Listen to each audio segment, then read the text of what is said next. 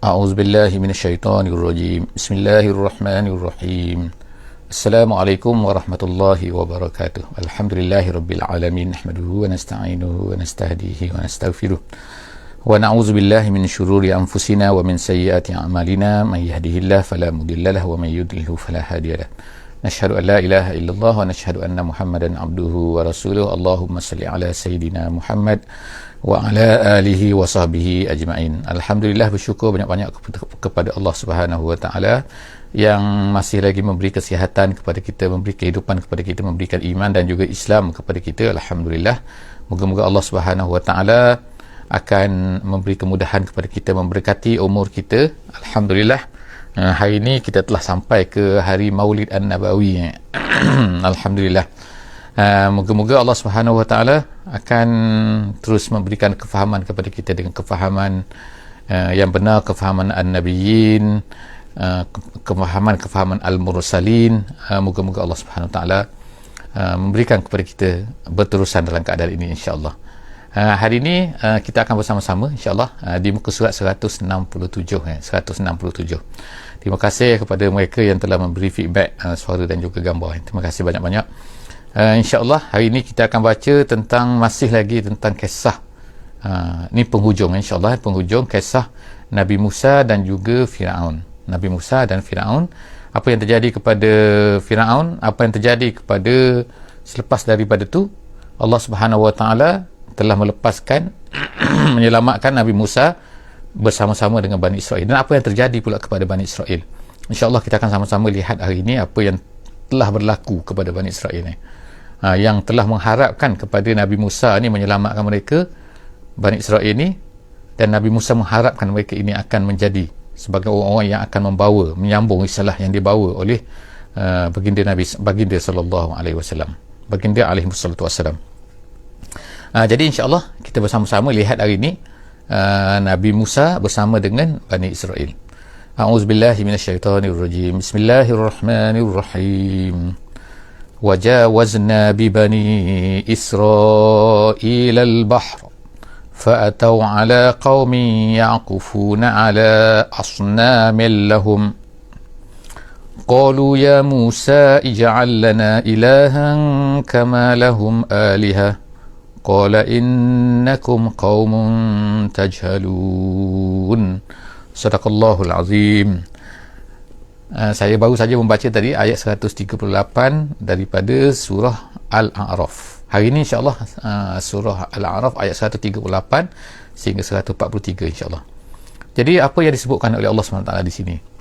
Allah Ta'ala menceritakan kepada kita semua tentang selepas daripada Allah Ta'ala ni, cerita kita sebut ni cerita ringkas, maknanya kalau kita nak tengok lagi ada tempat-tempat lain lagi, banyak lagi Allah Ta'ala ceritakan tentang apa yang berlaku kepada Nabi Musa dan juga Bani Israel.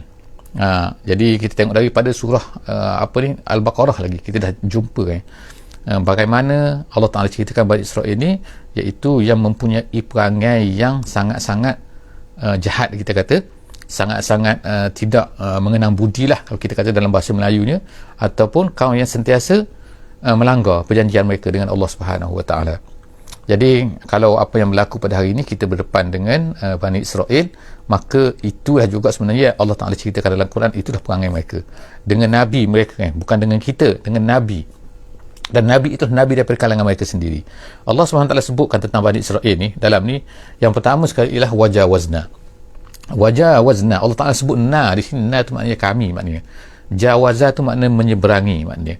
Jadi jawazna bibani Israel al-bahra. Allah Ta'ala kata sebut sini kami yang menyeberangkan mereka, maknanya kalau mereka sendiri nak menyeberang laut tu tak mungkin dalam keadaan terdesak, dalam tu keadaan, maknanya manusia kalau nak menyeberangi laut terpaksa menggunakan tongkang, terpaksa menggunakan perahu, terpaksa menggunakan kapal dan sebagainya. Tapi ini menyeberangi laut yang sangat besar tu, al-bahra ni, al-bahra di sini ulama kata adalah laut merah. Laut merah. Jadi laut merah tu besar jadi Allah Subhanahu wa taala lah yang telah menyeberangkan mereka. Jawazna bibani, dengan Bani Israel, Allah Ta'ala yang mengheret mereka tu, membawa mereka tu supaya mereka ni dapat menyeberangkan mereka laut itu, kemudian apabila mereka dah selamat sebenarnya dan mereka telah melihat bahawa Firaun ni yang mengejar mereka ni mati di dalam laut tu, semua tenggelam, kerana mereka dah selamat dah. Jadi mereka sekarang sampai ke Sinai. Menurut satu riwayat mengatakan, menceritakan bahawa mereka sekarang sampai ke Sinai. Bila sampai ke seberang Sinai nanti di sini, mana mereka pun berjalan lah kan menuju ke Syam. Tapi apabila mereka berjalan sedikit, mereka pun tiba-tiba, ni Allah Taala ceritakan, fa'atau ala qaumin, mereka melalui ala qaumin, satu kaum yang ya'kufuna ala asnamil lahum, yang sedang yakufu ni ialah satu makna bukan sekadar sembah-sembah biasa kan, tapi duduk di situ maknanya sungguh-sungguh lah, menyembah dengan bersungguh-sungguh. Itu makna yakufuna. Jadi dua bacaan situ, yakufuna ataupun yakifuna. Dua ada qiraat situ. Jadi mereka lalu tengok kaum ni kalau ikut ialah kaum yang berada di Sinai. Dan kaum ni adalah dikatakan seperti dalam jalan-jalan lain, dia kata adalah merupakan kaum yang merupakan peninggalan daripada zaman Nabi Yaqub AS dulu. Jadi Nabi Musa ni, keturunan Nabi Musa Bani Israel ini adalah merupakan keturunan daripada Nabi Yaqub, Nabi Yusuf.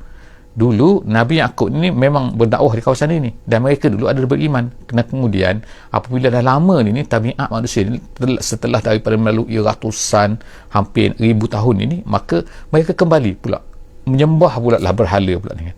Yaqufuna ala asnamil lahum. Kemudian apa kata Bani Israel?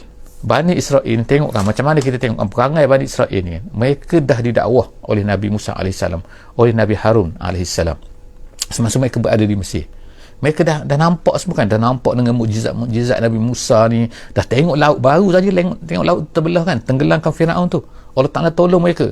Tapi pemikiran mereka, kita nak katakan pemikiran yang memang tak logik langsung. Tengok apa yang mereka kata. Qalu ya Musa ij'al lana ilahan kama lahum alihah. Musa, kita pun nak Tuhan jugalah. Mereka tu, kita tengok tadi mereka tu, mereka kata, tengok kan, mereka kata kita tengok mereka ni ada Tuhan, kita tak ada Tuhan. Mereka ni ada Tuhan ni boleh nampak boleh sembah macam tu kan, mana nampak sebiji. Dikatakan kalau dalam riwayat ni dia katakan Tuhan yang sembah oleh golongan tersebut yang mereka tengok tu ialah Tuhan, mereka buat patung anak lembu. Jadi sebab itulah lepas daripada tu memberi ilham kepada mereka. Dan kalau kita tahu sebelum daripada ni pun, semasa di Mesir, orang-orang Mesir pun ada patung, salah satu daripada patung mereka adalah patung anak lembu. Sampai sekarang kita boleh tengok kan perkara-perkara ni di dinding-dinding dan sebagainya, mereka ni memuliakan lembu. Sebagaimana ada juga lah kan, ada orang sekarang memuliakan lembu tu. Jadi lembu tu sebagai salah satu daripada Tuhan mereka. Jadi mereka sembah. Jadi kumpulan ni, mereka Bani Israel melihat ni, mereka sembah anak lembu. Jadi mereka boleh berkata kepada Nabi Musa, kami pun nak Tuhan jugalah, mereka ada Tuhan. Habis tu Allah tu apa? Kalau ikut nak katakan, kalau ikutnya perasaan kita boleh bayangkan betapa marahnya Nabi Musa ni kepada mereka kan. Qalu ya Musa ij'al lana ilahan kama lahum alihah. Mana Tuhan kami nak juga. Qala, apa kata Nabi Musa? Jawab Nabi Musa ni lah. Nabi Musa kata, qala, ni Nabi kata kan, innakum qaumun tajhalun. Kamu ni nak kata innakum, kamu sesungguhnya kamu ni kaum yang tajhalun. Tajhalun ni makna jahil, bodoh maknanya kan. Apalah kamu ni kan, benda yang tak betul kamu nak pula dah. Tengok kan. Jadi memanglah kan, kita baca cerita ni pun kita boleh tahu dah perasaan Nabi Musa AS pada ketika tu kan. Dia boleh minta Tuhan pula, patung pula dia nak. Habis tu Allah SWT ni yang menyelamatkan kita semua ni apa? Tengok kan. Tu kita tengokkan gambaran Allah Ta'ala ceritakan bagaimana perangai, bagaimana apa yang ada dalam hati Bani Israel ni. Seterusnya, Allah SWT kata, inna haula'i mutabbarun. Allah SWT Nabi Musa berkata, Allah Ta'ala meriwayatkan kata-kata Nabi Musa ni, inna haula'i mutabbarun. Kata Nabi Musa, mereka semua ni mutabbar. Mutabbar ni maknanya akan hancur, akan dibinasakan oleh Allah Subhanahu Wa Ta'ala. Inna haula'i mutabbarun ma hum fihi wa batilum ma kanu ya'malun. Apa yang berada dalam keadaan mereka ni akan membinasakan mereka, akan dibinasakan oleh Allah Subhanahu Wa Ta'ala. Maknanya Allah Ta'ala tak akan biarkan mereka dalam keadaan macam ni, sembah benda-benda yang tak patut ni kan. Jadi kalau kita tengok kan, habis tu kenapa mutabbarun, tapi kenapa Allah SWT nampak kan ini adalah merupakan ujian. Kita tengok apa yang berlaku atas dunia hari ini kan, kita tengok Kadang-kadang memang, kadang-kadang lah kita memang nampak kan dalam internet apa semua kan, mereka disembah selain daripada Allah Subhanahu Wa Taala. Tak kira lah sembah patung ke, sembah salib ke, sembah apa-apalah kan, yang selain daripada Allah Subhanahu Wa Taala, dia memberi ujian kepada orang Islam juga kadang-kadang tu kan. Memang kan. Jadi kita ingat ni ayat ni. Ayat ni katakan apa yang mereka sembah tu mutabbarun. Semua tu mutabbarun ma hum fi. Apa yang mereka berada keadaan mereka tu, itu akan dihancurkan oleh Allah Subhanahu Wa Taala. Apa keadaan mereka tu, dan kemudian wabatilun makanu ya'malun, apa yang kebuat ni akan batil. Tak betul semua ni, tak betul apa yang mereka lakukan. Jadi insya-Allah kita ingat kata-kata Nabi Musa ni kepada Bani Israel ni kan, yang nak kepada Tuhan ni kan, nak macam-macam perasaan mereka ni. Kemudian kata Nabi Musa lagi kepada mereka ni, qala aghairallahi abghikum ilahan wa huwa faddalakum 'alal 'alamin. Adakah kamu ni kan, adakah aku nak cari untuk kamu ni? Qala kata apa ni, kata Nabi Musa, minta maaf next time, minta maaf tak alih kan.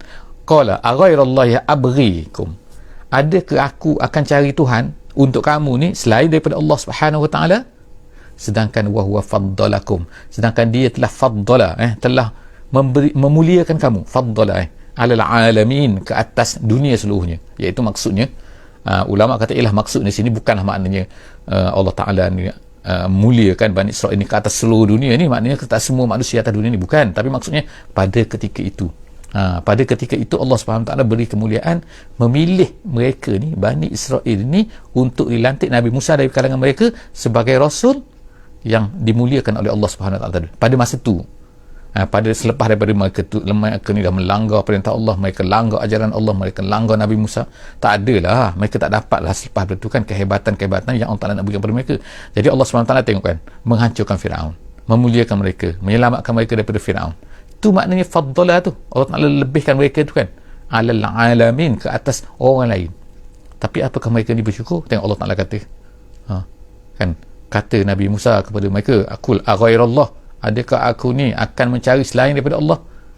Ni maknanya marah kan. Kita tengok 3 ayat di sini kan, Allah Ta'ala ceritakan tentang apa yang dikatakan oleh Allah Subhanahu Wa Ta'ala melalui percakapan Nabi Musa kepada Bani Israel.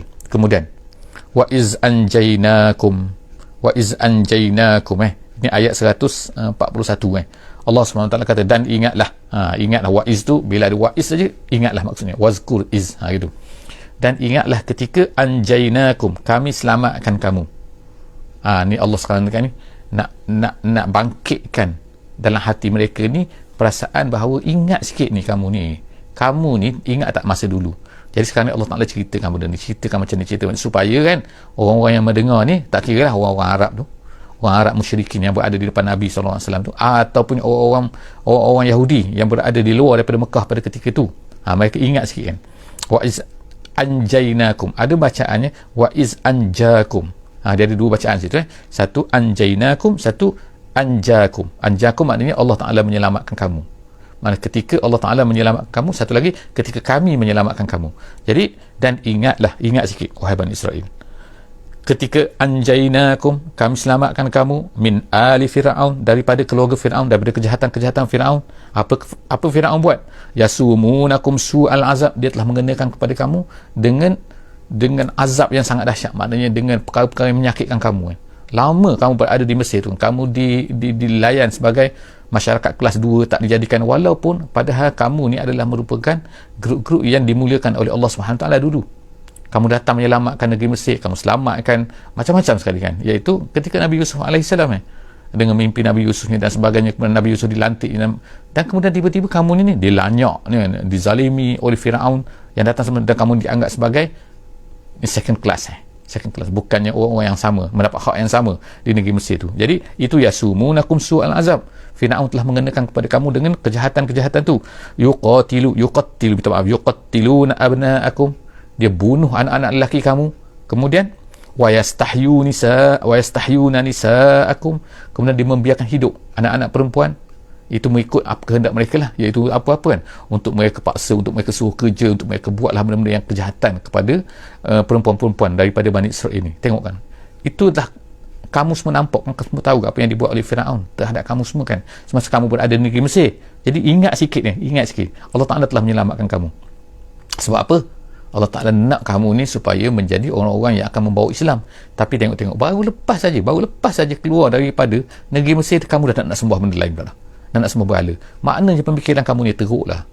Gitulah maknanya nak katakan lah. Selepas daripada tu kita tengok lagi kan, selepas daripada tu apa yang terjadi, iaitu datanglah pula Samiri pula tipu mereka. Kita akan tengok, baca lagi sekejap lagi, insyaAllah kita akan tengok ni. Jadi Allah SWT kata wa fi zalikum bala, wa fi zalikum makna pada yang demikian itu, wa fi zalikum ni, wa fi zalikum bala. Apa maksud wa fi zalikum, pada yang demikian itu? Ada ulama tafsir ada dua pendapat. Yang pertama kata bahawa wa fi zalikum tu makna yang demikian itu tu adalah merefer kepada, iaitu Allah Ta'ala telah menyelamatkan kamu tu. Itu adalah bala. Bala tu maknanya nikmat maknanya. Bukan balak bahasa Melayu ni balak sini maknanya lah nikmat. dalam satu penafsiran Jadi Allah Ta'ala kata wa fi zalikum bala, pada penyelamatan Allah itu merupakan satu nikmat daripada mir rabbikum, daripada Tuhan kamu. Tu satu makna. Makna yang keduanya wa fi zalikum tu ialah maksudnya ialah iaitu kesakitan yang kamu hadapi, azab yang kamu hadapi. Ini yasumunakum ni, maksud al-azab ni, iaitu ni kejahatan yang dilakukan oleh Firaun terhadap kamu. Maka pada yang demikian itu adalah merupakan bala. Bala situ pula dia akan jadi makna iaitu ujian daripada Tuhan kamu. Ujian nak tengok kamu ni kan, kamu ni nak bersama dengan siapa? Nak terus bersama dengan Nabi Musa ke, nak ikut Nabi Musa ke, ataupun kamu nak sesat. Jadi itu ada dua makna fi zalikum balaun. Jadi apa-apa pun dua-dua tu insya-Allah tak ada masalah bagi kita kan. Semua itu adalah merupakan penafsiran yang dibuat oleh para ulama sebagaimana disebutkan dalam tafsir jalan lain. Jadi dia kata wa fi zalikum balaun mir rabbikum azim, daripada Tuhan kamu, dan ia adalah satu benda yang sangat besar kalau ikutnya tu kan. Jadi kalau ikutnya kita sekarang pun akan menghadapilah kan. Biasanya kita akan menghadapilah benda-benda ni semua kan. Jadi kita berhenti kalau ikut dari segi mashaf, makna tadi tu hujung sini dia berhenti, iaitu dia ada masuk kepada satu hizib yang lain nisfu hizib, hizib separuh hizib. Seterusnya kita tengok kan, Allah Subhanahu Wa Ta'ala ceritakan pula kan. Maknanya cerita ni kita kata iaitu dia macam melompat sikit lah kan. Di tengah-tengah tu ada lagi cerita tu. Di tempat-tempat lain kita akan tengok cerita dalam perjalanan tu Samiri pun mengambil tanah. Itu kita akan tengok nanti As-Samiri itu, iaitu memang tapak yang dilihat, dia kata itulah tapak Jibril.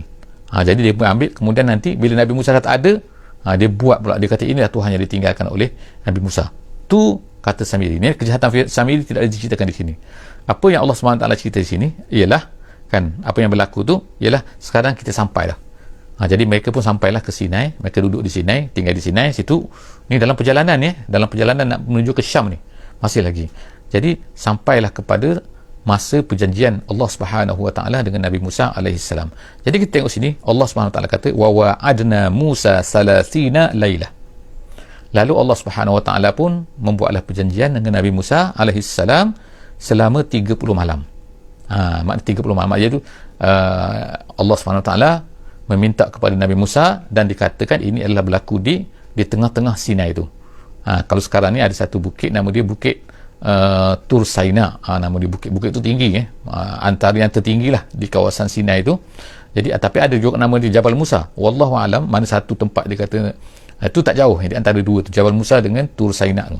Jadi Tur Saina ni satu bukit yang tinggi lah, makna memang tinggi lah tempat tu kan. Orang menjadi tempat, kita kata tempat apa ni, tempat yang dimuliakan lah oleh orang Yahudi, orang Kristian pun memuliakan, sebab mereka pun Moses pun adalah nabi mereka, nabi dalam Bible juga. Jadi kalau kita pergi tempat tu lah sekarang ni, atas puncak tu dia tinggi lah tinggi atas puncak tu. Pernah lah dulu saya sempat naik atas tu kan, masa zaman-zaman berada di belajar dulu.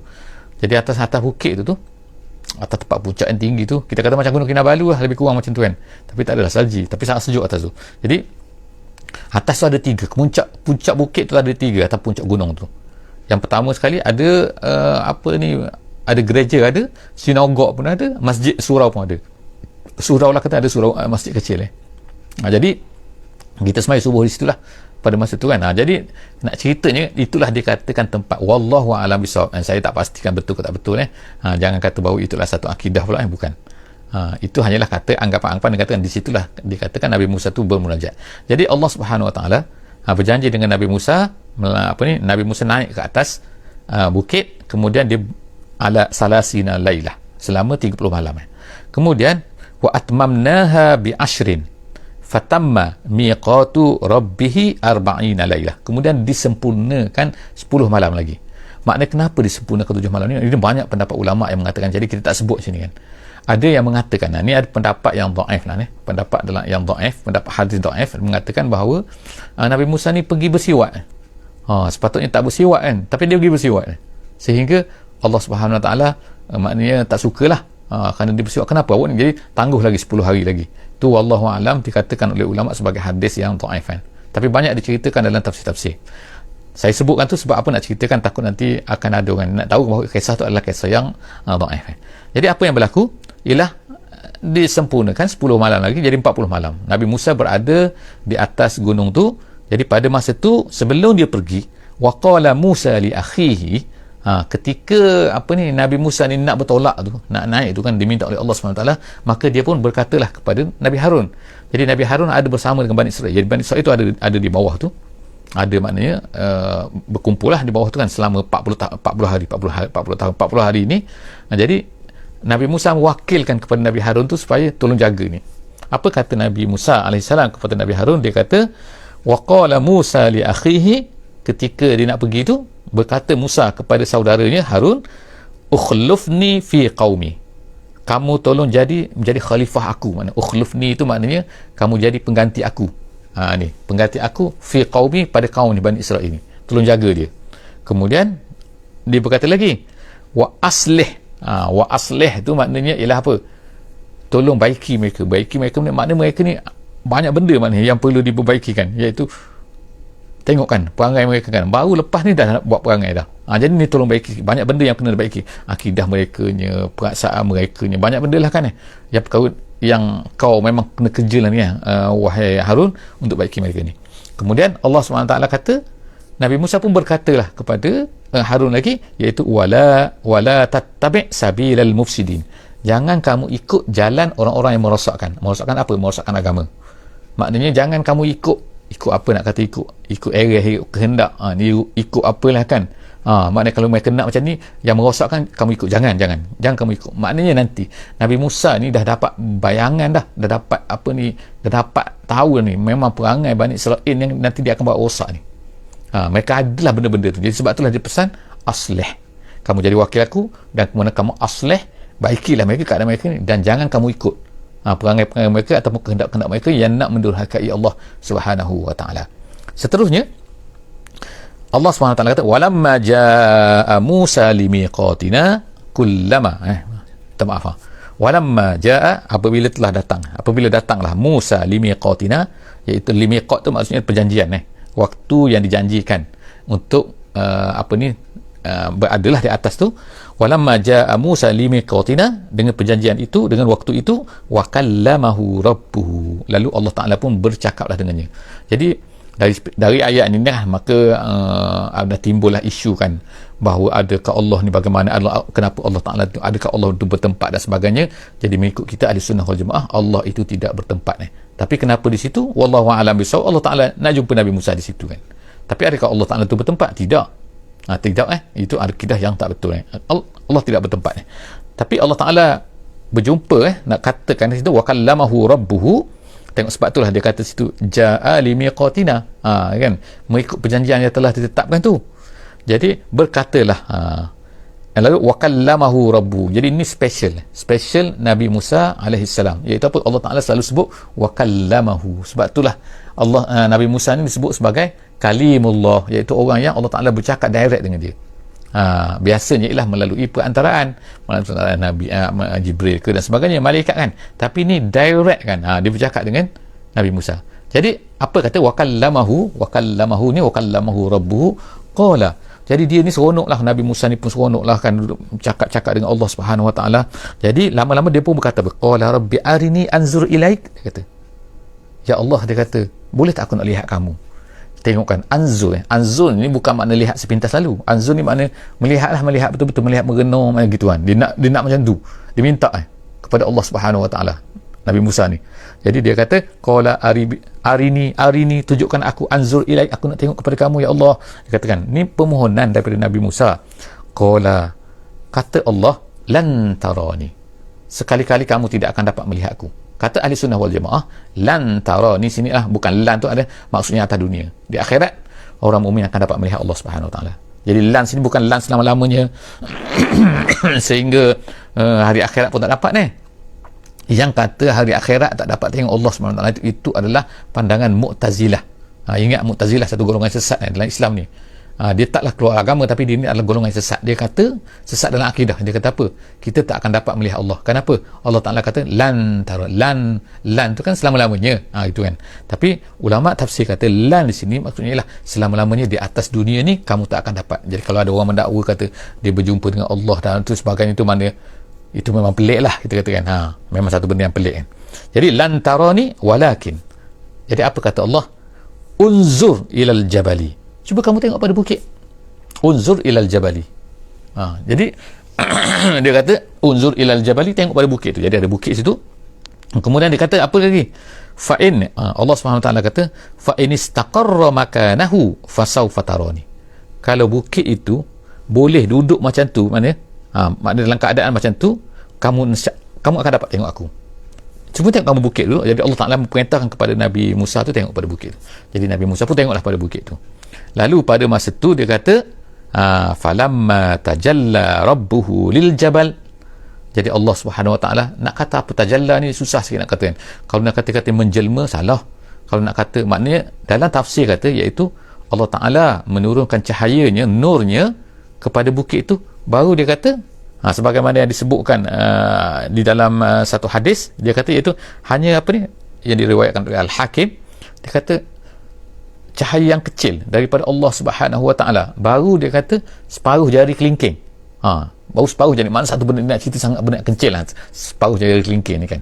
Jadi turun pada bukit tu. Bukit tu pun apa jadi pada bukit tu? Ja'alahu dakka.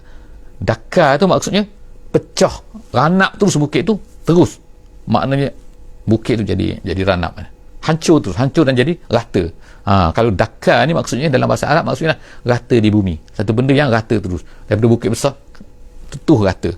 Maknanya dahsyatnya kan, dahsyatnya apa yang berlaku baru sikit tu tak lagi Allah Ta'ala tunjukkan. Itu maknanya atas dunia ni. Sebab itulah ulama kata tak mungkin kita melihat Allah Subhanahu wa taala. Itu adalah akidah ahli sunnah wal jamaah. Orang yang tak nak ikut tu terpulang pada dia lah kan. Jadi Allah Subhanahu wa taala kata apa yang berlaku pada Nabi Musa selepas itu, bila dah tengok tu keadaan yang berlaku tu, bukit pun pecah, baru sikit saja kan, baru halus, kita kata baru hujung kecil lah maka wa kharra Musa sa'iqa. Lalu Musa pun wa kharra Musa sa'iqa, pensan Nabi Musa tu. Kharra tu makna jatuh, tertiarap, maknanya jatuh tunduk, dan sa'iqa pensan.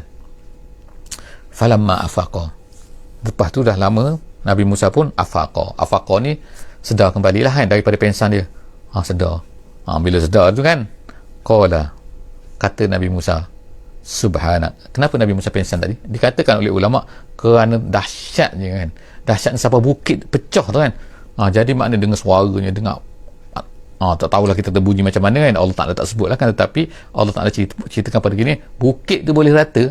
Kalau kita kata sekarang ni kita boleh letukkan bukit tu kan, pada bukit pakai TNT kita letak pecah kan, baru pecah batu sebiji dua biji kan, batu yang besar. Bukan bukit ni, bukit tu kan nak hapus kan, satu bukit tu bukan mudah kan. Satu makna bukit yang besar hancur. Jadi Nabi Musa pun pensan.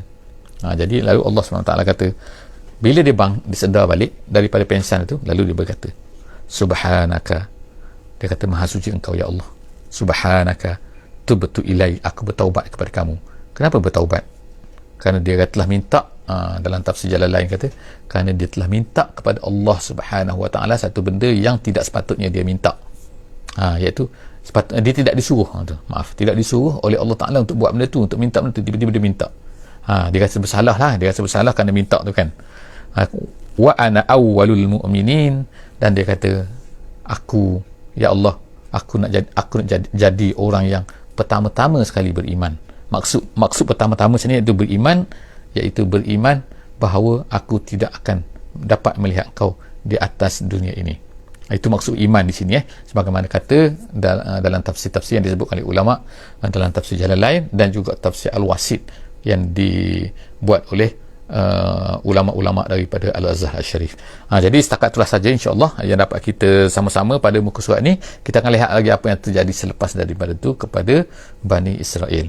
Wallahu a'lam bissawab. Saya ucapkan terima kasih. Selamat hari Maulid An-Nabawi. Moga-moga Allah Subhanahu Wa Taala akan beri peringatan kasih sayang kita kepada Nabi kita, Nabi Muhammad sallallahu alaihi wasallam. Dan sebagaimana biasalah kita ingatkan bahawa sebenarnya ada banyaklah pandangan ulama kan, ada mengatakan orang bincang pun banyaklah dalam internet sekarang kan tentang apa ni, sambutan Maulud ni kan boleh tak boleh. Tapi pendapat kita adalah bahawa sambutan Maulud itu adalah satu benda yang nak menunjukkan, jika nak menunjukkan kasih sayang kita kepada Nabi sallallahu alaihi wasallam adalah satu perkara, maka ia adalah satu perkara yang sangat-sangat baik digalakkan. Kenapa? Kerana menunjukkan kita ni sayang kepada Nabi sallallahu alaihi wasallam dengan perasaan tersebut kan. Dan di samping itu kena ingat, buat maulid ni hendaklah dalam bentuk yang disukai oleh Nabi, iaitu dengan cara Islam, dengan cara yang benar, bukanlah makna dengan cara-cara yang tak betul lah sambutan maulid, tapi buat cara yang tidak bercanggah dengan agama, maka itu adalah satu perkara yang ditolak, iaitu yang ditolak kan. Tapi kalau buat dengan perkara yang baik, mengisi dengan perkara yang baik, dengan ceramah ke, dengan zikirnya, dengan apa ni, memperingati, menyebutkan sirah Nabi ke, kisah hidup baginda Nabi sallallahu alaihi wasallam, maka itu adalah satu perkara yang terbaik insya-Allah. Wallahu a'lam bissawab. Aku qauli hadza wa astaghfirullahal azim li wa lakum.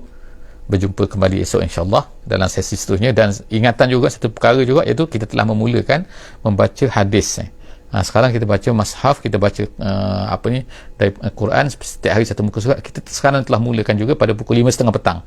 5.30 petang sehingga pukul 6 petang, tak lebih daripada 30 minit insya-Allah kita telah mula baca hadis Riyadhus Salihin.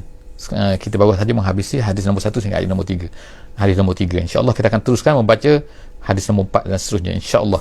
Wallahu a'lam bishawab. Assalamualaikum warahmatullahi wabarakatuh. Bismillahirrahmanirrahim. Wal 'asri innal insana lafi khusr illa allazina amanu wa 'amilus solihat wa tawassaw bil haqq wa tawassaw bis sabr.